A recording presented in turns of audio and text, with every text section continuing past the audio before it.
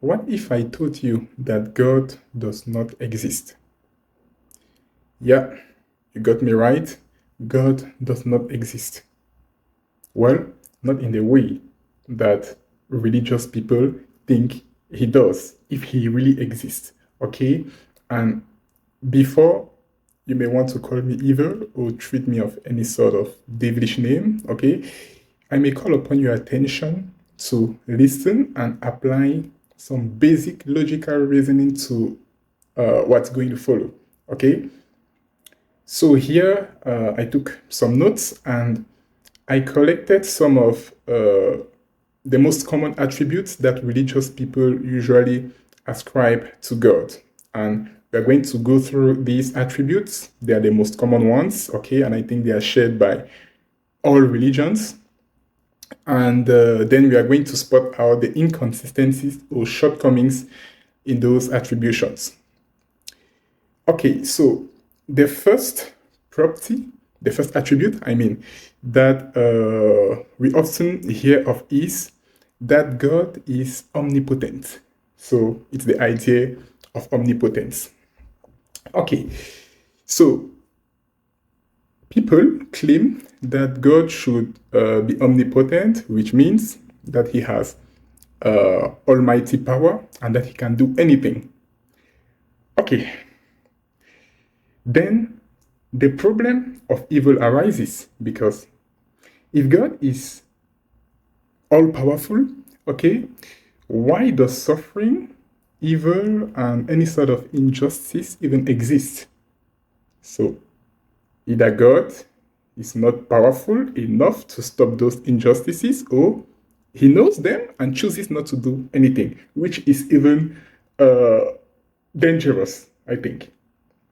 Okay, I don't know if you have heard about this paradox, maybe, but usually religious people choose not to question their beliefs, okay? So they might have heard of it and chosen not to think about it. So the paradox is, can God create a rock that nobody can lift? So just think about it. Can God create a rock that nobody can lift? If yes, then it means that God has not created a rock that no one can lift. Because if someone can lift it, him included, it means he didn't create a rock that no one can lift. So this contradicts almighty power. Because if God has almighty power, he should be able to do so. But in reality, he can't, because it then contradicts his almighty power. So there is already a big problem when we talk of omnipotence. Okay, let's move to another one. Okay, here is a very nice one. It's the idea of omniscience. Okay, so religious people usually hold that God should be all-knowing. Okay, God knows everything. He knows the past, he knows the present, and he knows the future.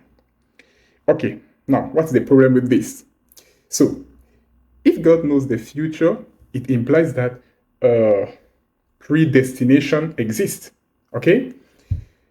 But then this conflicts free will, because if God knows everything that's going to happen, it means that things have well been established in advance. So we don't have free will.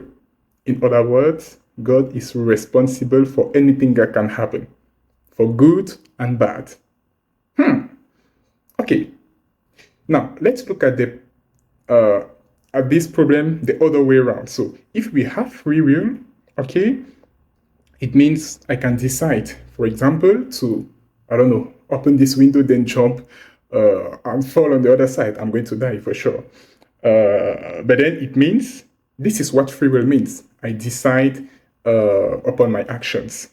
So if we have free will, it means that God cannot be omniscient. Because if he knows everything that's going to happen, or that he has set them in advance, it means he agrees de facto to anything that can happen. Very good things as well as very bad things. And if he leaves bad things happen, this raises an important morality question. Think about it.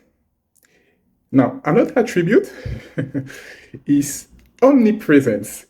Yeah, omnipresence. So here, people claim that God should be present everywhere and nowhere.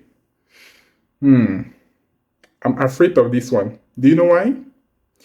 Because suppose that God is everywhere and nowhere, and take into account the fact that many religions usually seek to gratify human beings that might have had good conduct by sending them to a mythical place that we call paradise, nirvana for some, the heavens, whatsoever, whatever you decide to call it, and then punish those that would have misbehaved by sending them to hell. God created, he's at the origin of these places, he's the one that created them, right? Due to his omnipotence, his almighty power. And he's present everywhere, in every location of what he created, which means he's present in paradise, in heaven, in nirvana, and he's also present in hell. So how can that be? How can God be in these two extreme places at the same time? I don't know, but I find this being very inconsistent. I don't know what you think about it, but for me, there's a big problem here. Okay? Think about it. So, here is another one. It's a bit funny. And, okay.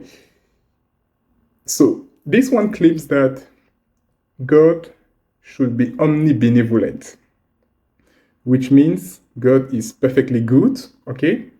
And he's loving, he loves his children. Who doesn't want to be loved? We all want to be loved, so great, okay. Now, let's look at the inconsistency of omnibenevolence. If God is omnibenevolent, so it implies that natural disasters, diseases, suffering, hunger, and any other, type of suffering should not exist. He can't let this happen. But that's not what we observe in the real world. If God is really so good, why does he allow innocent people to suffer? Why does he allow wars to happen and really any other form of suffering? This is an interesting question. Okay? Anyway, here's another one, and I think it's the most dangerous one.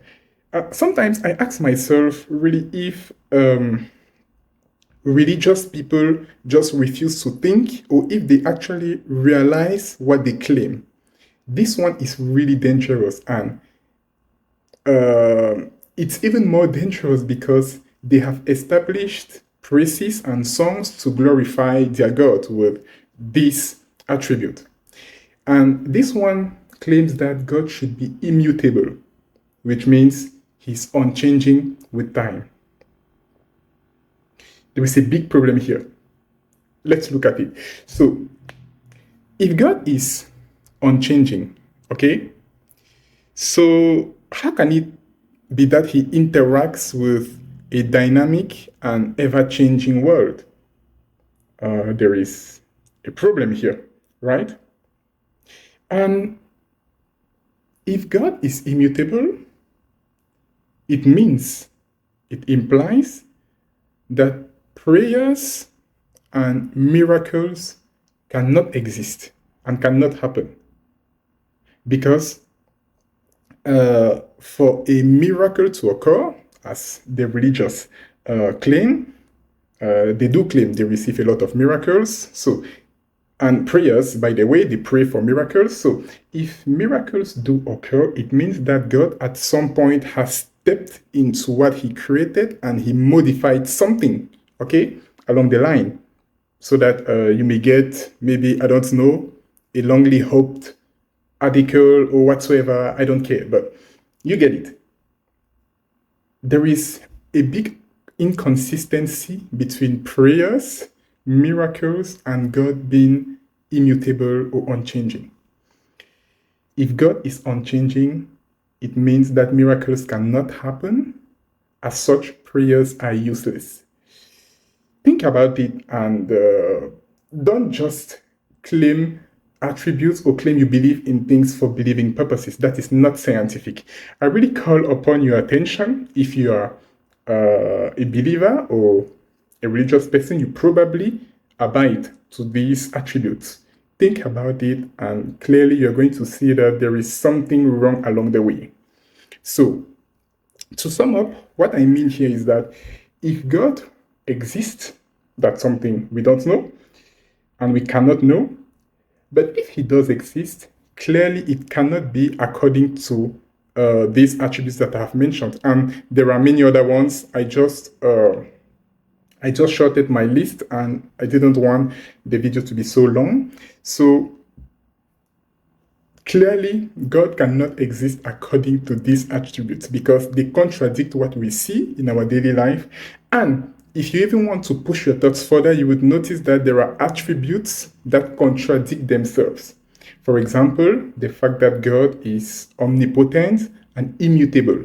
Those two, I think, cannot both occur because if God is immutable and unchanging, but he has almighty power, how does he apply that almighty power? Not knowing that each time the power will be applied, things are going to change. So clearly there is something wrong. And there are other pairs of attributes like that that conflict each other. I leave you to have a thought on that and point out your thoughts in the comments. Let's discuss about this. And yeah, don't just believe in things for believing sake.